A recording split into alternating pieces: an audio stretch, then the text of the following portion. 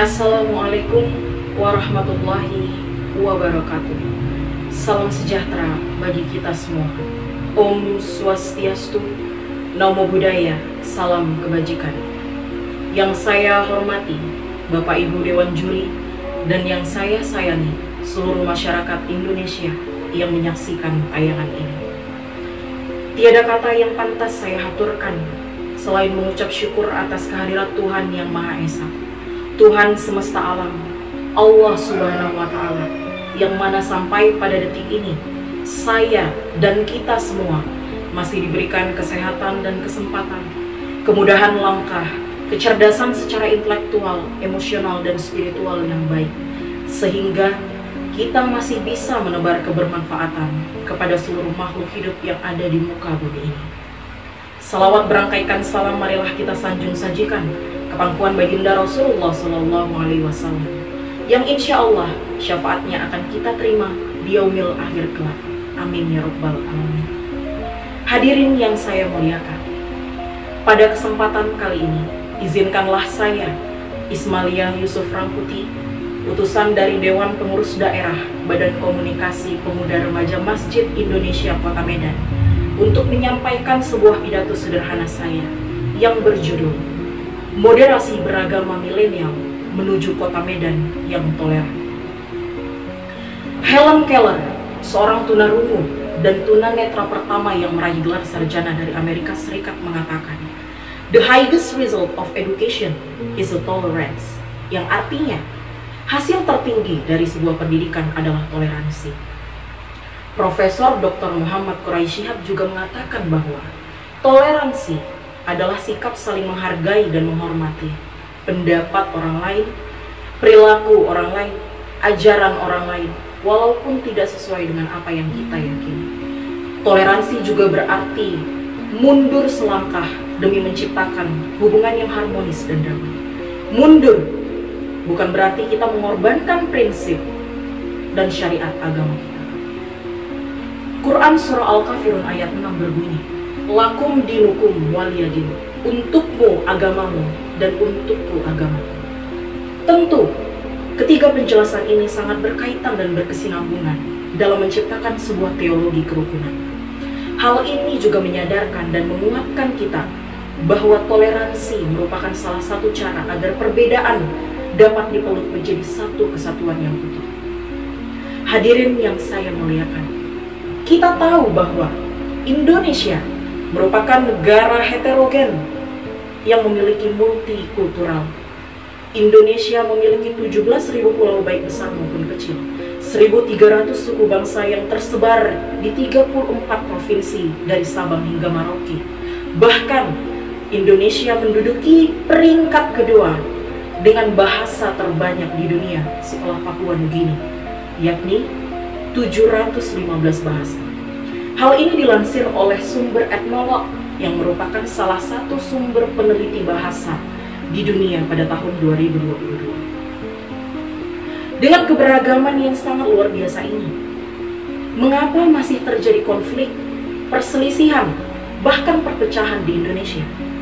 Hanya karena perbedaan ras, suku, golongan, etnis, latar belakang sosial, bahkan agama.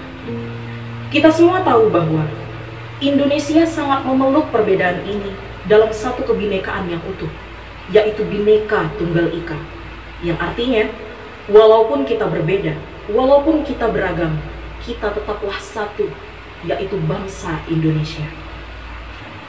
Hal inilah yang memantik rasa semangat saya untuk menumbuh kembangkan nilai-nilai kesadaran pada jiwa milenial dan masyarakat di Kota Medan tentang pentingnya toleransi di antara umat beragama.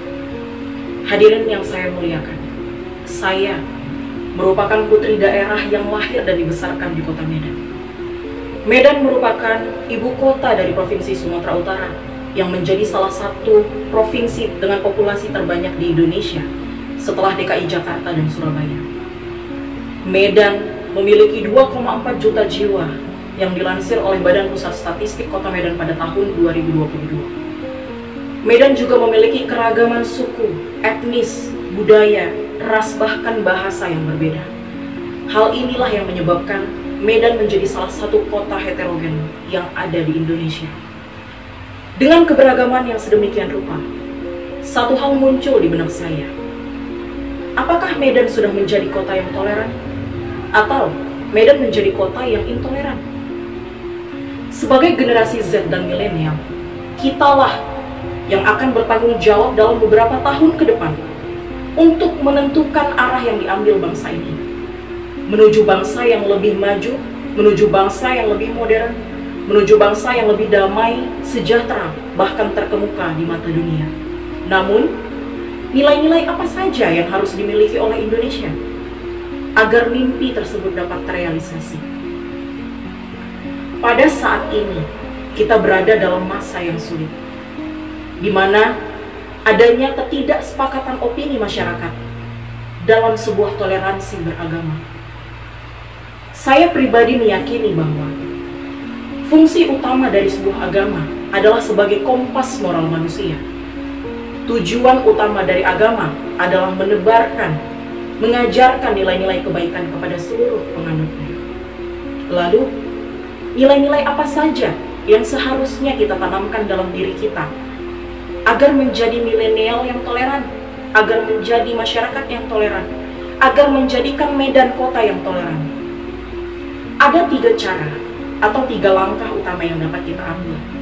Pertama, kita harus terus menyadari, kita harus terus meyakini bahwa kita berada dalam satu payung kebersamaan yang sama, yaitu Bhinneka Tunggal Ika.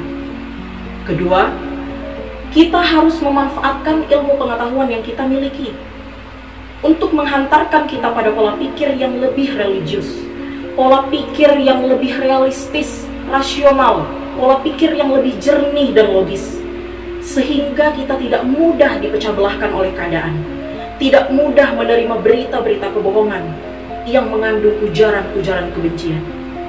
Yang ketiga, sudah selayaknya dan sepatutnya ajaran agama yang ada pada sistem pendidikan di Indonesia diberlakukan dengan adil dalam merepresentasikan setiap ajaran-ajaran agama di negeri ini. Tentunya, hal ini sangat bermanfaat dan berpengaruh dalam pola pikir masyarakat.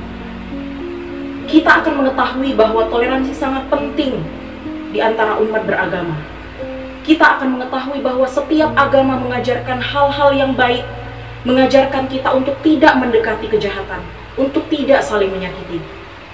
Dengan hal ini, kita akan menyadari bahwa kita tidak memiliki hak untuk mengklaim, untuk menghakimi, untuk menceloteh, mencemooh, tidak menghargai, bahkan menyakiti orang lain, hanya karena agamanya yang berbeda.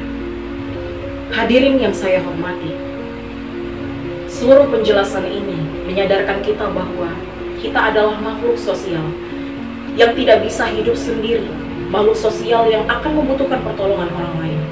Maka dari itu, toleransi dalam beragama sangat kita butuhkan dalam kehidupan sehari-hari, agar kita bisa menebar kebermanfaatan, agar kita bisa menebar nilai-nilai kebaikan yang diajarkan oleh agama kita untuk bermanfaat dan menolong sesama.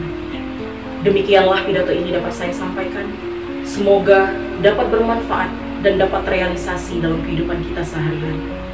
Terima kasih atas perhatian dan mohon maaf atas segala kekurangan. Wassalamualaikum warahmatullahi wabarakatuh.